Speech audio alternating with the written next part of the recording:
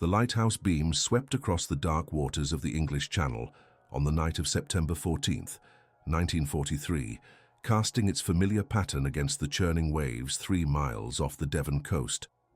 At precisely 2200 hours, 17-year-old Margaret Thornley extinguished her father's maritime signal lantern and waited in the rocky outcropping below Beachy Head, her heart pounding against her ribs as she counted the seconds until the next scheduled flash. What the crew of U-boat 512 believed they were witnessing was a simple lighthouse malfunction, perhaps caused by Allied bombing damage to the electrical systems that had plagued coastal installations throughout southern England. Before we dive into this story, make sure to subscribe to the channel and tell me in the comments where you're watching from. It really helps support the channel. Within the next 47 minutes, Margaret's seemingly innocent manipulation of that lantern signal would transform from a desperate gamble into one of the most ingenious submarine traps ever conceived by British naval intelligence, proving that sometimes the most devastating weapons in wartime are wielded not by hardened soldiers, but by ordinary civilians with extraordinary courage. Captain Lieutenant Hans Dietrich pressed his weathered face against the periscope housing of U-512, studying the irregular light pattern emanating from what his charts indicated should be the Beachy Head lighthouse. At 34 years of age, Dietrich commanded one of the German submarine fleet's most experienced crews, having successfully completed 18 combat patrols across the North Atlantic and Mediterranean theaters since the conflict began. His submarine, a Type 7C vessel measuring 67 meters in length and displacing 769 tons when submerged, represented the backbone of the German U-boat campaign that had sent over 3,000 Allied merchant vessels to the bottom of the ocean. Herr Kaleu, the lighthouse appears to be malfunctioning, reported Oberleutnant zur See Klaus Weber, the submarine's executive officer, as he consulted the detailed coastal charts spread across the cramped navigation table. The signal pattern has been irregular for the past 12 minutes, cycling between normal intervals and what appears to be random flashing. Weber, a 28-year-old navigation specialist from Hamburg, had served aboard 6 different submarines during his 4-year naval career, earning recognition for his exceptional ability to identify coastal landmarks and navigate treacherous waters during night surface operations. His expertise had proven invaluable during U-512's current mission, a high-priority reconnaissance patrol designed to gather intelligence on Allied shipping movements through the Dover Strait, while avoiding the extensive minefields and patrol vessels that dominated these heavily defended waters. The submarine's war diary, meticulously maintained by Funkmeister Johann Kruger, documented their position as 50 degrees, 44 minutes north latitude, 0 degrees 15 minutes east longitude, approximately 3,000 meters offshore from the chalk cliffs that rose dramatically from the English Channel. Kruger, whose radio expertise had intercepted countless Allied transmissions during their patrol, noted the unusual silence from British coastal defense stations that typically maintained constant communication during nighttime hours. Perhaps the British are experiencing power difficulties, suggested Maschinenmat Friedrich Schneider, the submarine's chief engineer, as he monitored the diesel engines that had propelled them through the channel approaches. Our intelligence reports indicate extensive damage to electrical infrastructure from recent bombing operations. Schneider's observation carried significant weight among the crew, as his technical knowledge encompassed not only submarine systems, but also the broader industrial capabilities that supported military operations on both sides of the conflict. The 31-year-old engineer had witnessed firsthand the devastating impact of Allied bombing campaigns on German industrial centers, understanding how infrastructure damage could cascade through entire operational networks. Margaret crouched behind the weathered stone barrier that generations of lighthouse keepers had constructed to protect equipment from channel storms, her fingers trembling as she manipulated the brass controls of her father's emergency signal lantern.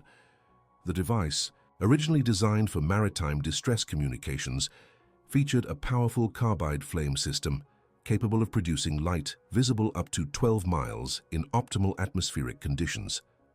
Her father, Chief Petty Officer William Thornley of the Royal Navy Reserve, had trained her in proper signaling procedures during countless evening sessions throughout her childhood, never imagining his daughter would one day employ those skills in active combat operations. The intricate timing sequence she now executed had been carefully developed during 3 weeks of preparation by Commander James Blackwood of the Naval Intelligence Division, working in collaboration with the Special Operations Executive and local resistance networks throughout the Devon coastal region. Blackwood, a veteran of submarine warfare who had served aboard British submarines during the opening phases of the conflict, understood the psychological patterns that governed enemy submarine commander decision-making processes. The German commanders are methodical in their approach to coastal reconnaissance. Blackwood had explained during Margaret's final briefing session at the Concealed Operations Center, established in the basement of St. Michael's Church in nearby Eastbourne. They will observe any unusual lighthouse activity for a minimum of 15 minutes before making tactical decisions, attempting to determine whether irregularities represent mechanical failures, weather interference, or potential security threats. Margaret's role in Operation Beacon, as the mission had been designated by British intelligence planners, required her to create a specific pattern of light signals that would convince the German submarine crew they were witnessing legitimate lighthouse malfunction rather than deliberate Allied deception. The psychological foundation of the trap relied on exploiting the German tendency to seek coastal navigation aids during night surface operations, particularly when operating in unfamiliar waters, where accurate position fixing could mean the difference between successful mission completion and catastrophic grounding on hidden obstacles. Lieutenant Commander David Hartwell positioned his patrol vessel, HMS Ferret, approximately 4 miles southeast of Margaret's position, maintaining radio silence while his crew prepared for what Royal Navy tactical manuals classified as a coordinated anti-submarine engagement. The Ferret, a converted fishing trawler armed with depth charges and a 4-inch naval gun, represented one of dozens of auxiliary vessels that the Royal Navy had pressed into coastal defense service as German submarine activity intensified throughout 1943. Hartwell's crew of 26 men included veterans from Merchant Marine Service, fishing industry professionals, and Royal Navy reservists whose combined maritime experience spanned over 300 years of channel navigation.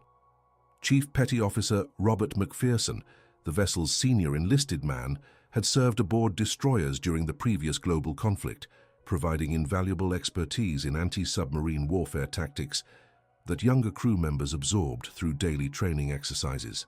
ASDIC contact bearing 270 degrees, estimated range 4,000 yards, reported able seaman Timothy Richardson, whose sonar operation skills had been developed during intensive training courses at the Royal Navy's Portsmouth facility. Target appears to be maintaining slow speed, consistent with submarine conducting surface reconnaissance. Richardson's equipment, a Type 128 sonar system manufactured by Marconi Wireless Telegraph Company, represented the latest advancement in underwater detection technology available to British coastal defence forces. The device could detect submerged vessels at ranges exceeding 6 miles under optimal conditions, providing coastal patrol vessels with significant tactical advantages over enemy submarines operating in shallow waters. The synchronized timing that Operation Beacon required had been rehearsed extensively using detailed scale models and mathematical calculations that accounted for tidal patterns, atmospheric visibility conditions, and the typical behavioral responses of German submarine crews based on captured intelligence documents and interrogation reports from previous encounters. Margaret's lighthouse signal needed to convince the submarine crew to maintain their current position for exactly 37 minutes, providing sufficient time for HMS Ferret to maneuver into optimal attack position without alerting the enemy vessel to the developing trap. U-512's crew continued their methodical observation of the lighthouse signal, unaware that their position had been precisely calculated by British intelligence officers who had studied German submarine operational patterns for over 18 months. Kapitän-Leutnant Dietrich recorded detailed notes in the submarine's official log, documenting what he interpreted as evidence of Allied infrastructure vulnerabilities that could be exploited during future operations. The lighthouse malfunction appears to follow a pattern, observed Oberleutnant Weber as he completed another round of triangulation calculations using coastal landmarks visible through the periscope. The irregularities occur approximately every 4 minutes, lasting between 30 and 60 seconds before returning to normal operation. Weber's analysis reflected the systematic approach that German submarine commanders applied to intelligence-gathering missions, treating every observed detail as potentially valuable information for operational planning purposes. The submarine service maintained extensive databases of Allied coastal defenses, lighthouse specifications, and navigation aid characteristics that informed tactical decision-making during combat patrols throughout European waters. Margaret maintained her position behind the stone barrier, fighting against the October wind that threatened to extinguish her lantern flame while she counted the seconds between signal intervals. The physical demands of her task had not been adequately addressed during training sessions, as the combination of cold temperatures, sustained concentration, and emotional stress created challenges that no simulation could replicate. Her hands, protected only by thin wool gloves, had begun to lose sensation after 40 minutes of precise manipulation of the lantern controls. The lighthouse mechanism itself, a rotating Fresnel lens system, powered by an oil flame that had guided mariners safely through these waters since 1872, continued its regular rotation pattern above Margaret's concealed position. The authentic lighthouse signal served as crucial camouflage for her deception operation, providing visual continuity that prevented enemy observers from detecting the substitution of signals occurring at the base of the cliff structure. Commander Blackwood monitored the operation from his concealed observation post approximately 800 meters inland, using a powerful naval telescope to track both Margaret's signal pattern and the approximate position of the German submarine indicated by periodic periscope sightings. His role as operational coordinator required constant evaluation of timing factors, weather conditions, and the developing tactical situation that would determine whether Operation Beacon achieved its strategic objectives. Margaret's signal discipline remains excellent, Blackwood noted in his operational log, recording precise timestamps for each phase of the developing engagement. Enemy vessel maintaining position consistent with our psychological assessment predictions. The broader strategic context that gave Operation Beacon its significance extended far beyond the immediate tactical objective of eliminating a single enemy submarine. Allied intelligence services had identified increasing German submarine reconnaissance activity throughout the English Channel as potential preparation for renewed large-scale operations against British coastal installations and shipping lanes that connected the United Kingdom with overseas supply sources, essential for continued resistance efforts. U-512 represented part of a coordinated German intelligence gathering campaign that included similar reconnaissance missions conducted by at least 12 other submarines operating between the Strait of Dover and the Bristol Channel during September and October of 1943. Each submarine carried specialized equipment for photographing coastal defenses, monitoring radio communications, and identifying potential landing sites that could support future amphibious operations against British territory. Captain Lieutenant Dietrich's mission orders, contained in a sealed envelope that had been opened only after the submarine departed from its base in occupied France, specified detailed intelligence requirements that included lighthouse operational patterns, coastal patrol vessel movement schedules, and the location of previously unknown minefields that protected British harbors and naval installations.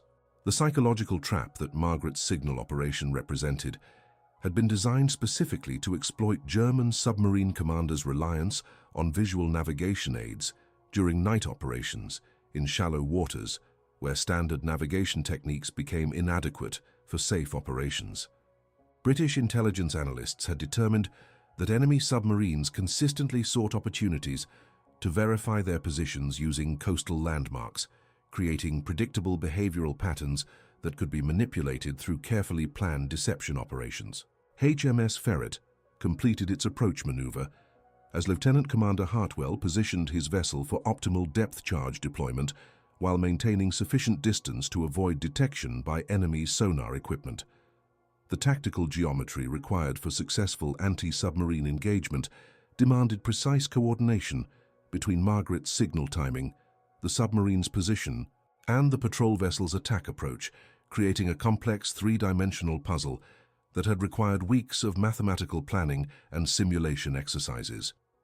"All depth charges armed and ready for deployment," reported Petty Officer McPherson as his crew completed final preparations for the engagement sequence.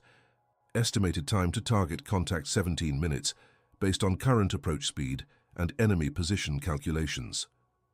The depth charges mounted aboard HMS Ferret contained 300 pounds of high explosive material designed to create underwater shock waves capable of damaging submarine hull structures at ranges exceeding 100 feet from the point of detonation. Each charge could be set for detonation at specific depths between 50 and 300 feet, allowing patrol vessel crews to create overlapping destruction zones that maximize the probability of successful submarine engagement. Margaret noticed the first signs that her deception operation had achieved its intended psychological effect when the German submarine's periscope observations became more frequent and systematic, indicating increased interest in the lighthouse signal irregularities she had been creating. The enemy crew had clearly decided that the malfunction pattern represented a legitimate infrastructure problem rather than deliberate Allied deception, validating the psychological assumptions that had guided Operation Beacon's development. The technical specifications of U-512's periscope system limited extended surface observations due to battery power requirements and the risk of detection by Allied coastal surveillance equipment. German submarine commanders typically restricted periscope exposure to brief intervals of 30 to 60 seconds, gathering maximum visual information while minimizing the vessel's vulnerability to counterattack from patrol aircraft or surface vessels. Oberleutnant Weber completed his final series of position calculations, confirming that U-512 occupied an optimal location for conducting detailed photographic reconnaissance of the Beachy Head lighthouse installation and the surrounding coastal defense structures. The intelligence value of such documentation would provide German operational planners with essential information for future military operations, making the current mission a high-priority objective that justified extended exposure to potential Allied detection. "Herr Callot, recommend we maintain current position for detailed photography of the lighthouse malfunction," Weber suggested, unaware that his tactical recommendation would position the submarine exactly where British planners had intended. The intelligence value of documenting Allied infrastructure vulnerabilities could prove significant for future operations.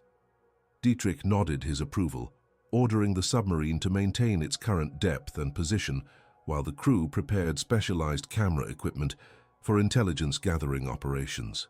The German submarine service had developed sophisticated techniques for conducting photographic reconnaissance during night operations, using equipment specifically designed for low-light conditions and the unstable platform created by wave action against the submarine's hull.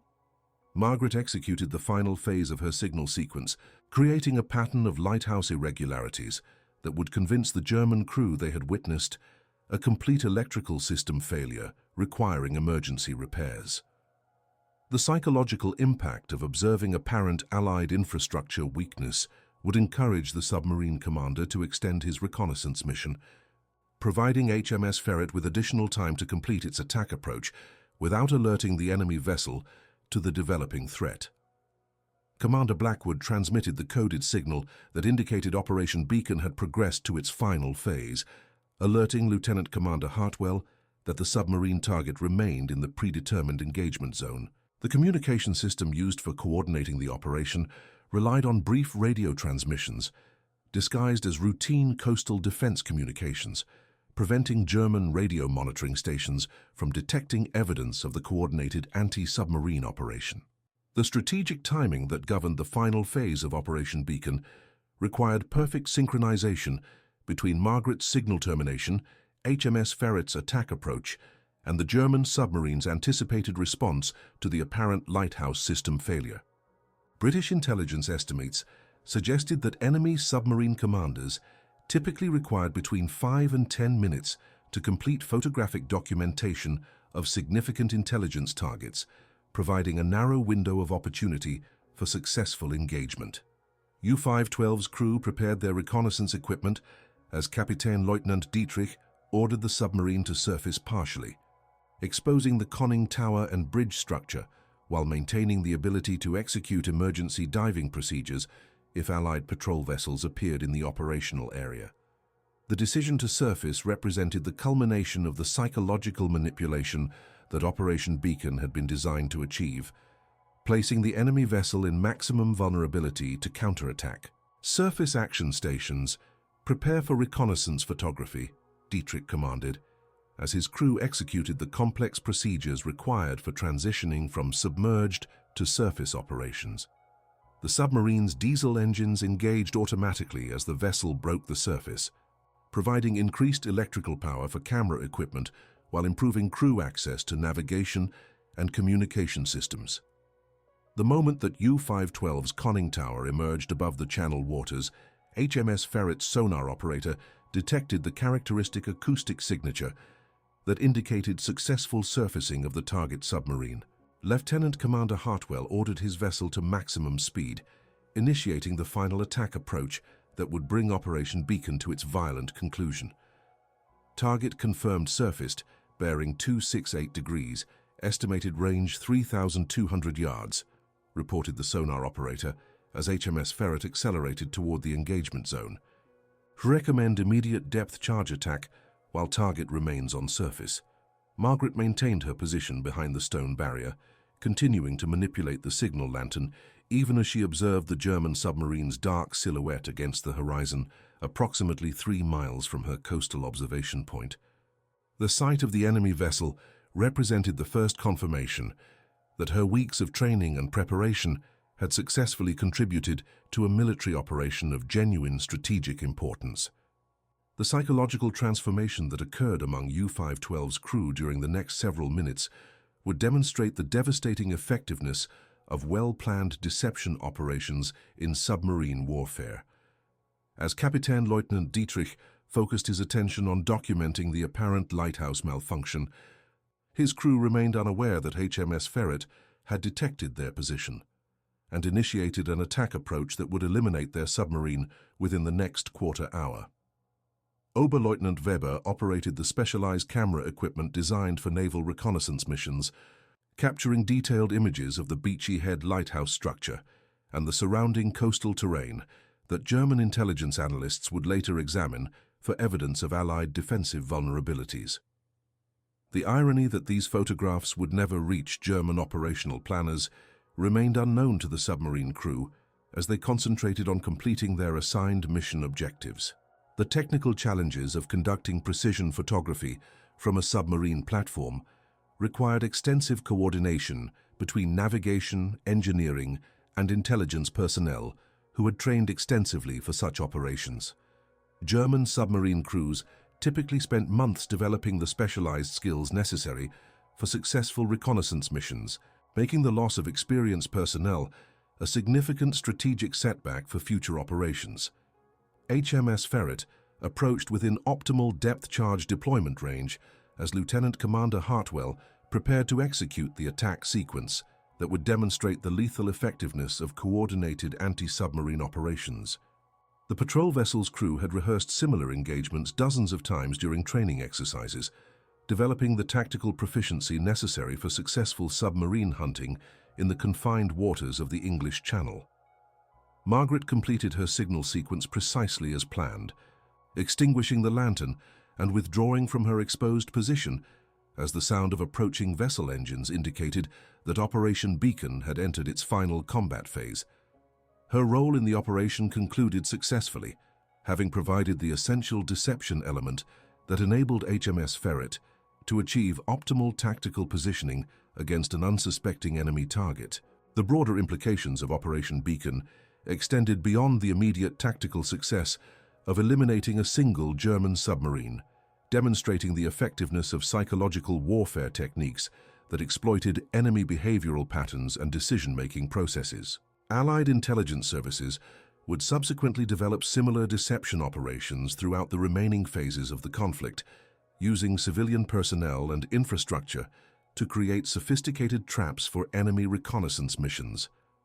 The depth charges deployed by HMS Ferret detonated in a precisely calculated pattern that maximized underwater shockwave effects against U-512's pressure hull, achieving the instantaneous neutralization that British naval planners had specified as the operation's primary objective.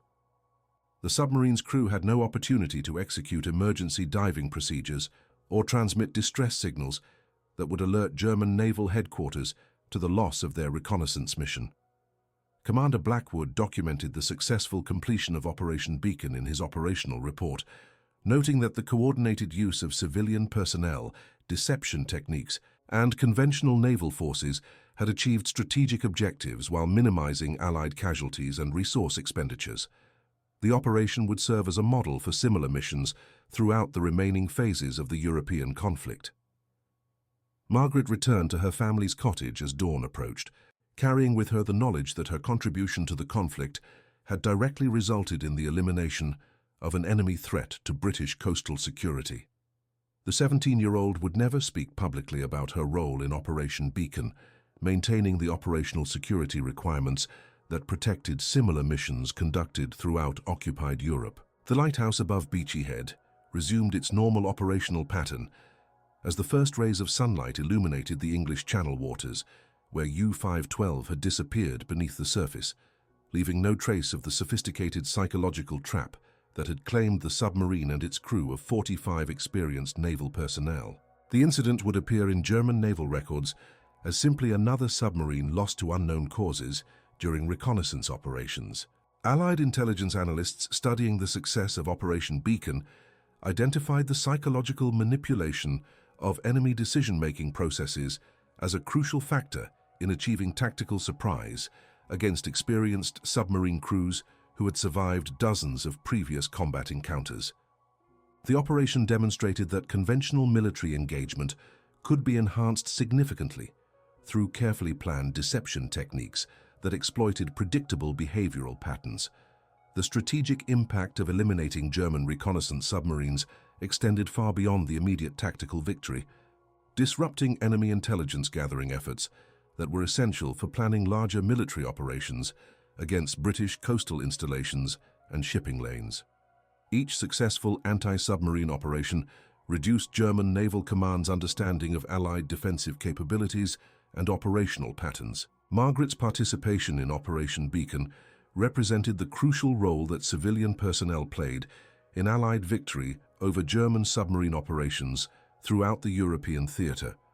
Thousands of ordinary citizens contributed essential skills and local knowledge that professional military personnel could not replicate, creating a comprehensive network of resistance that ultimately proved decisive in achieving strategic objectives.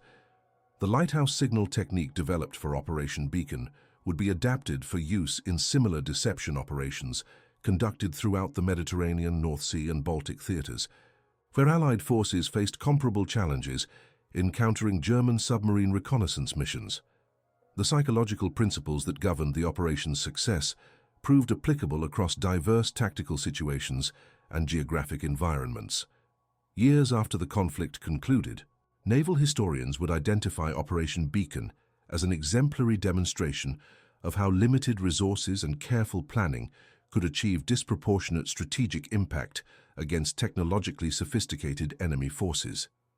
The operation's success validated Allied emphasis on intelligence gathering, psychological warfare, and the integration of civilian capabilities into military operations. The lesson that emerged from Margaret's successful deception of U-512's crew highlighted the importance of understanding enemy psychology and decision-making processes as crucial elements in developing effective military strategies.